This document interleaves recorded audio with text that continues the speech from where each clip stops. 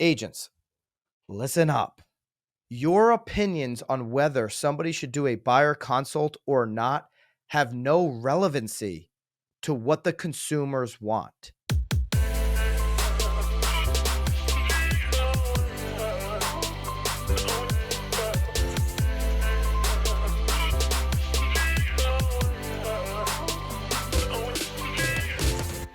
This is Byron Lazine and Nicole White, and you are tuned into episode 318 of The Real Word. Word is up. Nicole, there's a lot that we could cover, but we're going to have to press the rewind button here. Go back to last week's episode 317, where we talked about the Zillow home touring agreement, and just react to some of these comments on that episode. But there are things that we're not going to cover as much here on this pod would be the mid-year, NAR mid-year. There was a whole bunch of stuff that came out of that. Nothing really game-changing. NAR voted in 2025 that the dues at $156 are going to stay the same. Many of you might be wondering, well, why do I pay like $600 or $400 or $500? Because you're obligated to be in the local board, the tie-in. So that's why it sounds like NAR dues are so much lower than what you actually pay. But that's not going up. They voted on that. There was also some more drama between the Notorious ROB and Anthony Lamacchia feud, which I covered a little bit of here with Notorious ROB. It's heated up. Notorious ROB's blog put out a piece on this. And I saw some fireworks going back and forth a little bit again on Twitter X. So, before we get into reacting to some of the fireworks from last week on the Zillow home touring, I will invite both Anthony and Rob onto the BAM platform for a debate if they would like to, Nicole. And that's an open invitation. They can take me up on that. We'll see if they do it. Let me know in the comments if you want me to host that debate. All right, Nicole. Last week, Zillow's home touring agreement beneficial to the industry. Did you feel like somebody asked in the comments, which was just a silly question, when did Zillow start sponsoring you guys? You would know it if Zillow started sponsoring us. By the way, I don't ever see that happening. They've never sponsored us. I don't ever see them deciding to sponsor. But you would know up front, obviously. But Nicole, by the way, shout out to our sponsor, Reminder Media, who keeps reminding you or putting you in front of your clients to remind them of who you are in a time when brand is most important. But Nicole, did you think that what did you think did we make a mistake there? I mean, we just shared our opinion. What do you think when you think back on last week's episode, Home Touring? Did you think we sounded like a fanboy and a fangirl of Zillow? You're done talking? What do you want me to? Yeah, I'm asking you a question. I don't want to interrupt. I don't want to talk over you. I just want to make sure. Now that I brought up comments, Nicole started looking back on the last my hands are so sweaty. I take things very personally. So and she saw one commenter. This whole video about let's go, like the idea that we're having to look through comments and now we're reacting to it makes me very sweaty. I said to Nicole, look back on the comments. Never watch or relook or no. She's like, oh my God, there's comments. I'm like, yeah, there's a lot of them. And then she started looking back on other episodes and somebody said that she was I talk over you or talking over me, not over talking, because the word count is definitely in my favor on these. But. For sure. All right. So did you think we were fanboy, fangirl? We talked about the home touring agreement. If you're unfamiliar, Zillow came out with a home touring agreement that is not exclusive. It actually says that the agent doesn't get paid for 7 days. Did you think we leaned too far Zillow direction? There's a lot of comments that suggest that. I mean, all I can say is because even just like on Facebook, groups, if I'm on Facebook and people start bringing up the word Zillow, agents just get so furious that we're even giving Zillow any sort of clout or that we're talking about it.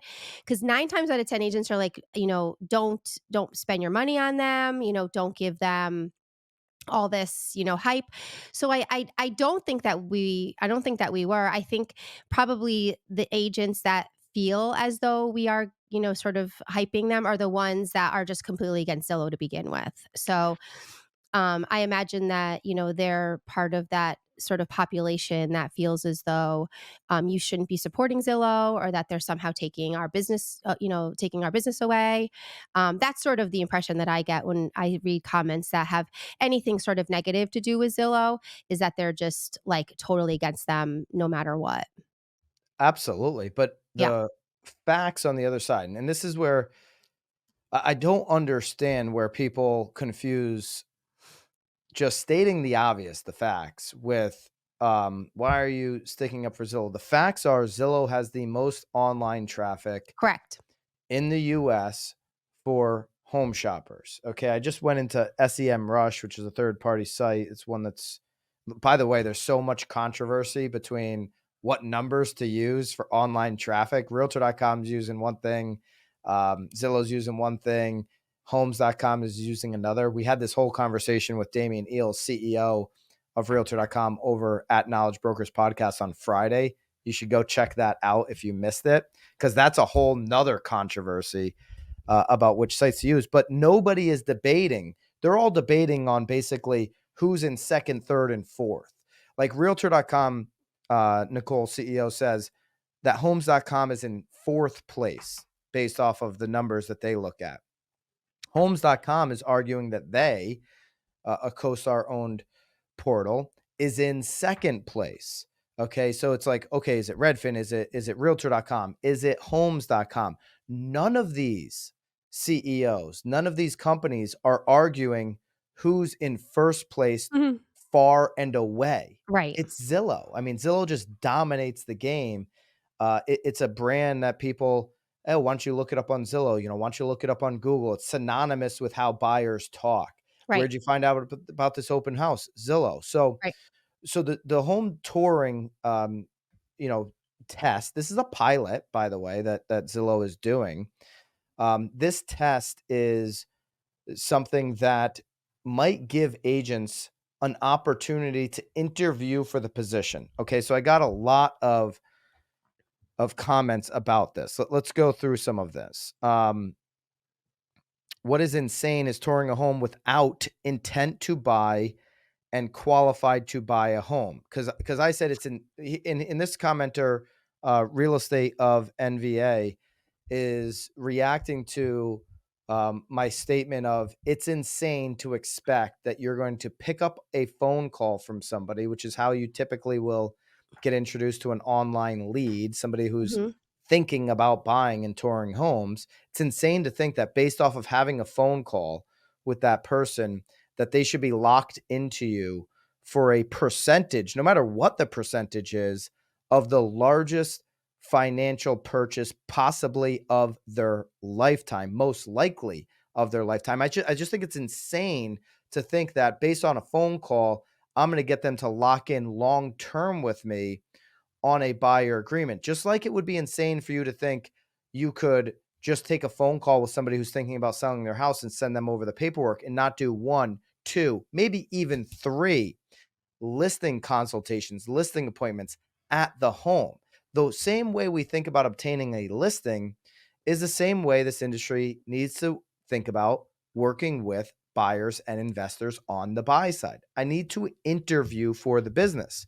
So what difference, Nicole, does it make if the interview is happening during the touring process or during the, maybe some consultation at the home? Okay, so now let me be fair here.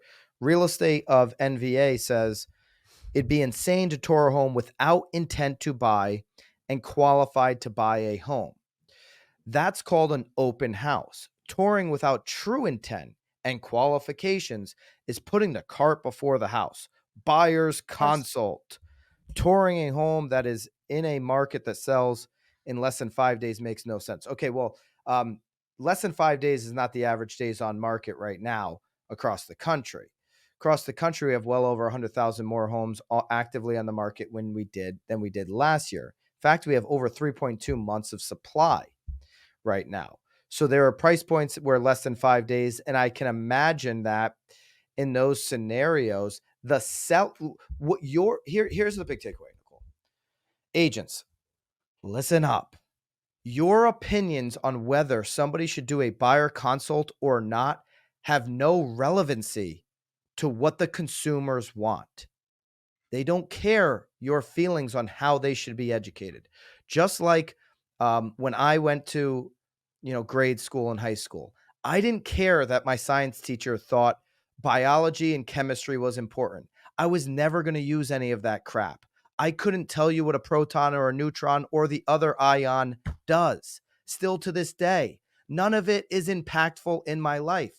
If you put me in front of a chemistry set, I'm not going to know if I'm drinking, trying to mix up vodka or mix up something that could blow up. None of this stuff is relevant to what I do. Okay. And every buyer is going to look at things differently. Some people went to school and are very successful using science to their advantage and are having a great career with that. Some buyers are going to want to tour homes before they make a decision. And some sellers, here's who's in control, the consumers, not you and I, not our opinions on you should sit down and get a buyer consultation. No. Some people are going to say no because why? Because the seller is going to say, well, there's 3.2 months of inventory, and I want to be able to have as many showings as possible. Has there ever been a scenario, Nicole, where a buyer tours a home and they're not pre-qualified? They have a job. They're normal human beings. They're not technically pre-qualified, and they don't even have intent to buy this weekend, but they're starting the journey and they tour a home, and then all of a sudden they're writing an offer Sunday afternoon. Has that ever happened to you? Maybe once or twice, but I will say that that buyer It's has only eventually happened to you once or twice? maybe, yeah, I feel like Where people weren't pre-qualified yet, weren't yep. thinking about buying that weekend, and then all of a sudden they buy a house? Yeah, I and mean, it doesn't happen to me very often, but I will say though that they do eventually buy, so sort of like you're talking about, you've like never seen a buyer say, "I'm gonna buy in 3 months," get I excited I about 2 have homes, and I buy a have home early seen in the it, I'm process? just saying that it doesn't happen to me that often. And here's the okay, so all right, so let's take Just that. talking about me Fair. personally. Fair, Yeah, it doesn't happen that often. Okay, let's take a look, and a lot of the let me just back up. A lot of the people Nicole works with are people in her network correct, and referrals from her network. When correct, you're working with people who are coming in online and they've never met you, they might say things like, I'm going to be 3 months out. And then they buy that weekend because they don't right, know, they don't trust you yet to give you all that information. As they gain trust, build rapport. Oh, really? I'm going to buy now because I love this house. It's the same way when you go into, if for those of us that remember Foot Locker, you go into Foot Locker, you're looking at the wall of shoes. Somebody walks up, says, "Is there anything I can help you with?" Nope. And then you walk out with 3 pairs of shoes. right, Okay. Here's the other thing. What if a seller says to you, I want as many showings as possible? I want the data on showing time to be able to show so that you, as the listing agent, I want you to show how much activity is on this house even if 20% of them aren't really ready to buy. I want you, the listing agent, to show extreme activity. I want you to plan showings where somebody's pulling out of the driveway and somebody's pulling in. I want this to appear as hot as a commodity as possible. I want this property to be buzzing at all times. I don't want just open house atmosphere on Sunday afternoon. I want it on the weeknights. I want to get this thing sold for top dollar or more as quickly as possible. So, if you, the agent, thinks it's better for people to do a buyer consult, and listen, I agree with you. Okay, we're in agreement here. There's nothing wrong with a buyer consultation. Just understand that it's going to be for your analytical types for them to come into your office. And if your office looks like a bunch of just boring cubicles, they might walk out of that buyer console saying, this isn't the atmosphere I want to be involved. This is going to be a boring atmosphere that, they don't really have it, have what I'm looking for, right? If you're going to be inviting them to your office, you better have an experience right. in that office, a feel to it. Um, I will argue too that I think that a buyer that's actually making an appointment, like reaching out because they want to go into the house, Very serious is buyer. is a much more serious buyer than someone just showing up at an open house. Yeah. So I think that comparing those two things is maybe just a little skewed. I have many sellers that only want real serious buyers, so they don't do an open house because they want to make sure that I, buyers are actually making an appointment to my, come in. That's So, that's the point. Some people yeah, don't want an open house. Some people want you to qualify everybody on those private tours, yeah. very diligently. Some sellers are going to say, "Listen, as long as you're here Yeah, bring them representing in. the home, Bring I'd them like in. to have as many showings as possible." I've heard sellers tell me in the past, certainly different inventory market, and I think this is the point real estate of NVA is making here. Less than 5 days, you're in a less than 5 days market. It's not going to make much sense. But when you're in a market where there's more than five, somewhere in 3.2 months of inventory, which is the average, and days on market maybe are 30, 60, 90 days. I've had sellers tell me, listen, can you just, even if they're brokers, even if they're agents, can you just get people in my home, Byron, just like looking, like, because they may say something to somebody else, Right.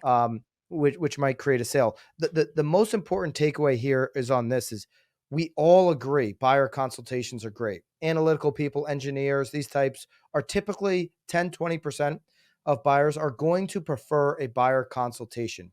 If you force feed it, you might be pushing that buyer away to a lesser qualified agent, and then you're ultimately not doing your duty and your service to help the community and to help buyers really understand buyer agency and the benefits of it. Going on that first tour might be a date, an interview, an introduction, however you want to look at it. You're going to need to interview for the business. You're going to have a higher outcome of conversion if you're getting people face to face. Okay. So, and I'm not even saying here, and then we said it last week on the pod, I'm not even saying that the Zillow home tour is something that you should or shouldn't use. I'm not saying it's something that that should be a blanket deal. This is a fluid situation. Okay. In a state where there's 19 of them where they require buyer agreements, you should be getting that filled out anyways. But are you Right. getting it filled out for one property, for 1 minute, for 7 days, for 17 days, for 7 months? These are the things that you're going to have to personalize for the experience, and expecting somebody to sign for 90 days on a phone call is still this week, 1 week later, insane. And it will always be insane. To get somebody to sign for 3 months for a percentage of their biggest sale without ever meeting you, and not interviewing for the position, is absolutely insane and makes no sense. And the only reason you were getting them signed before is because those forms were filled out the wrong way, saying whatever the MLS MLS. says. Right. Well, August 17th, you can't do that dumb shit anymore. So get that out of your mind anyway. Here's did you have a comment that you wanted to pick out? What was your favorite? No, I didn't. The whole thing makes me nervous and sweat. So I'll let you pick comments. Southwest55Plus says, um, I like the name 55. So really understand the niche there.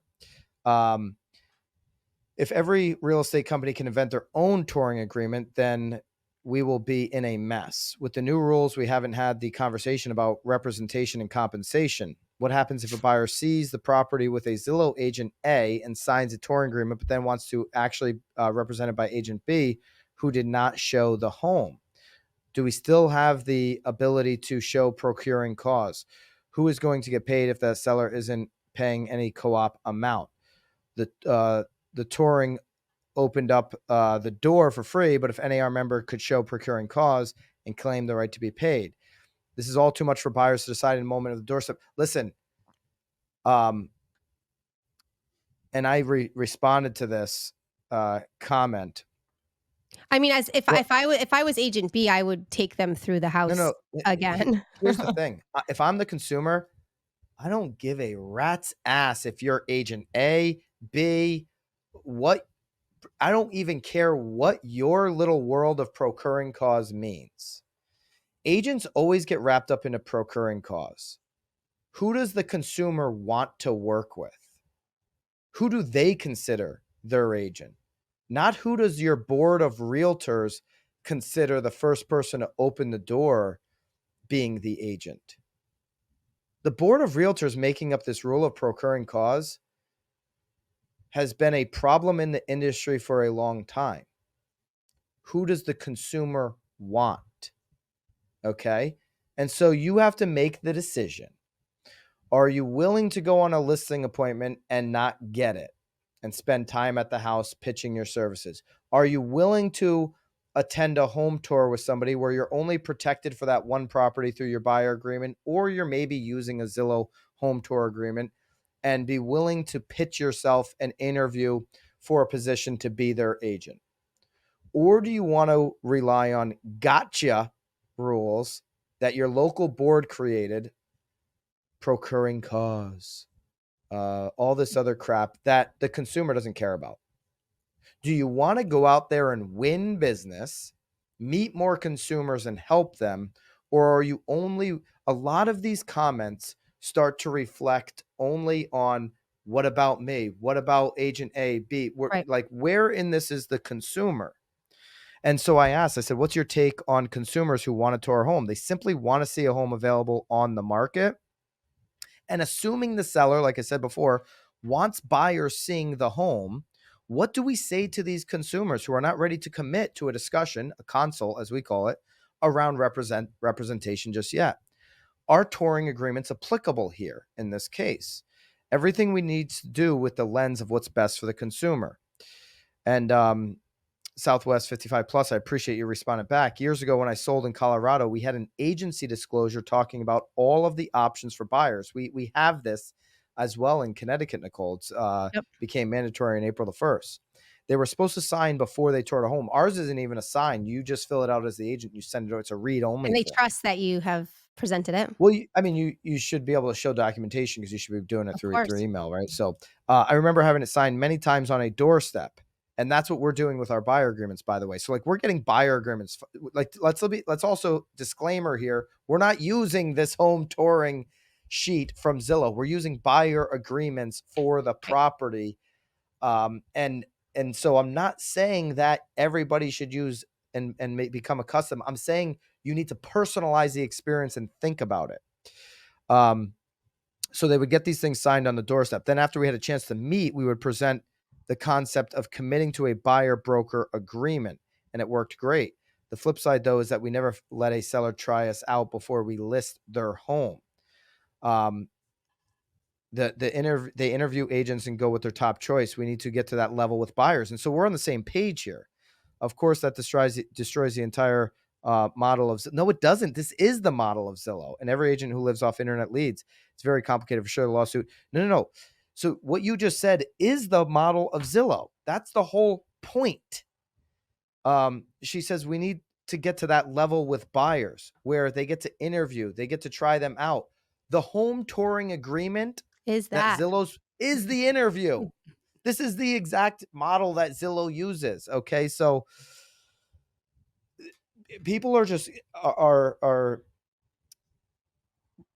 taking too much, and she, I think she understands. I don't think she understands the model of Zillow, maybe, which is where that comment, that last comment came from. But agents are starting to just take a look at these new things that are coming out, and this is Zillow coming out with this just a start. This is just the start of it. There's going to be so many different forms, ways to, engage services, a la carte menus. We're not talking a la carte with nacho cheese and tater tots, Nicole. We're talking how you can pay agents, those kind of a la carte meals, if you were confused there. I know you're holding back on butting in today, but I'm trying. I just wanted to clarify. Um, I'm trying not to laugh. I'm trying not to I'm trying not to agree. I'm trying not to Let us know in the comments if this is the most boring Nicole White has ever been on the Real Word Pod. I just can't even imagine when I've ever interrupted, but I'm now cognizant of it. So But you have brought we up have, tater tots and you have brought up vodka. Those are probably maybe 2 of my favorite food items, so yeah, tater tots after vodka is a good combo. But we keep thinking about it of, what's right for the agent, what's right for the agent. For the It's agent, got right. it's got to be all about the consumer. Now, at MAK529, whoever drafted the Zillow document failed law school. Touring properties creates an implied agency or vicarious representation, that might be true, right? So and we said that last week, it's got to come down to state laws. So Virginia said no. Washington has now said no. Washington's been ahead of the curve on so much stuff. So Washington saying no, I'd expect even more states to say no, this doesn't follow our rules here in this state. And if it's coming from the Department of Consumer Protections, or whatever that agency in that state looks like, then you really got to pay attention to it. If it's coming from the board, there could be a debate there. So somebody else, ATX Cruiser, love the one page. Me and you both agree. I think, and I said this to our brokerage. I said, dude, our buyer agreement's 3 pages. I said this just last week. I said, you got to get that thing down to 1 page. This is now a competition of who can get the most accurate, legal, best form of marketing into 1 page. It's got to be 1 page. ATX Cruiser says, loves the 1 page, meet face-to-face opportunity to check out, and then build a rapport. So that person was on board with that. The LA Tasha Cali realtor says, if a buyer is serious about buying a home, then the initial consultation should be part of the process as a minimum standard of entry. Your opinion. What she just said here, it should be part of the process. Your opinion. It's not a rule. It's not an obligation. It'll never be a law. You must do a educational consultation with licensed agents before buying a home. That will never be a law. Ever, ever, ever, ever. So stop inflicting your opinion that should be the law. Should you create an experience where you can dominate buyer consultations and make it easy for consumers in your market to access them? Yes, we're all in agreement in that. You shouldn't force feed this stuff down people's throat. Well, I think we were even talking last week about how this form could potentially even help to continue to build that trust too. Because now, and again, instead of just saying, oh no, you don't have to work with me if you don't want to, you're actually essentially saying that we're only going to be working together for this property. So I think that in some situations, this touring will actually help foster that relationship for you to build And and then do that buyer, consultation properly. and then when I asked Agent Reeves, what's best for consumers, never replied. Probably missed the reply. Open for you to reply here. The person that said, when did Zillow start sponsoring? All of this is BS. All of it. They didn't Um, respond either. they didn't respond, but Patricia Chaffatelli, realtor, did respond. And she says, none of this is improving anything for consumers. None of this is good for having a transparent industry. This is destroying an entire section of the industry, the buyer's agent. Who's she thinking about there again? Okay. Setting up a situation where first-time home buyers will likely buy a home without their own representative is absolute insanity. We agree, Patricia. We agree. After 30 plus years, I'm going to retire, enjoy referral commissions, and watch all the lawsuits pile up as all this moves forward. Good luck. So some people will exit the business. But Patricia said, setting up a situation where home buyers will likely buy a home without their own representative is absolute insanity. If everybody says to every consumer who calls them, if every agent says this to every consumer who calls them who wants to tour a home, unless you sign permanently with me after this phone call, we're not touring a home. Then what you said, Patricia, is going to happen. Buyers are going to not have representation because they're going to end up calling the listing agent. So unless you start to meet consumers where they're at and interview and do a great job of having a buyer consultation, whether it's at the property, Starbucks, in your home, in their home, in the office, then you're going to push the consumer away from you and they're going to go directly to the listing agent. Are you going to show some homes, do some buyer consultations, do some interviews where you don't get paid for it? Yeah, just like you did with listings all these years. If you believe in buyer representation, you're going to personalize an experience that's best for them where they are currently at in the process. I have a home on the market right now, Nicole. I'm not asking my agent every time if somebody is qualified. Right. I'm looking for multiple showings in a market when inventory is increasing. Okay, I'm looking for multiple showings to have leverage when an offer comes in. Hey, we just showed it Tuesday, just showed it Thursday, showing it Friday. These people are thinking about it. We got to have data points to point to that there's activity. The market of 2021 is not the market of the next 10 years. Don't get used to that market. We get into these think tracks of like this is never going to go away. So, Nicole, any reactions here on some of these No, comments? I think you just summed it up beautifully with your last reaction to her comment. I agree. I think that making sure that that obviously the consumer is who we are serving and helping, is sort of our, our mission and our goal. I think it'll all work out. Yeah, Benjamin So Lynch says this document could be useful for the savvy buyer who knows what they want. I mean, of course, yeah, the savvy buyer. I mean, investors are going to try to get this right, and oftentimes that's how you work with an investor. Nicole, you've worked with a lot of investors, right? yeah, They're using 5, 6 uh, different agents because right, and they then you have to sort bring of them a show deal. your worth, and then you hope that your worth is good enough for them, and then they only wanna come and use you because you are the only one that can give them what they need. But you So earn it is the point. right, You have to earn that, and then, as you've proven your credibility, that conversation maybe it takes 2 or 3 deals with an investor. I've brought you 2 or 3 deals. If you want me to keep doing this work for you, we need to have an exclusive relationship, right, for what I do for for my clients moving forward. My point is we need to just be more open to meeting, all different levels of buyers where they're at. If we take the strong stance where we're going to force first time home buyers into our office for a consultation, and that's the only way I will ever work with you, you're definitely going to force them into the listing agent's hands with that stance. And it does mean that a lot of first time home buyers aren't going to have independent representation, and a lot more home buyers are going to get hurt. But here's the guidelines, here's the rules. We didn't make the rules.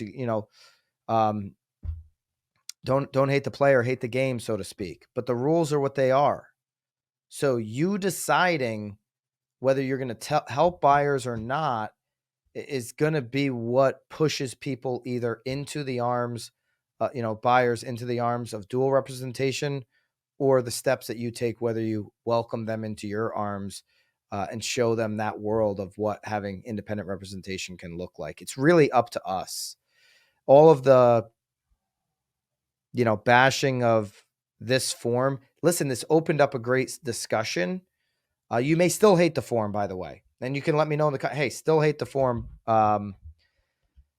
That's fine, but think about ways that you can get in front of more buyers to help them. Because if you listen to this pod and you've listened this long, I know you're a freaking professional. I know you're a career agent. Um, and if you're thinking in those terms, then how can you help more people? And so maybe this form's not the solution for you. I just said we're not even using it.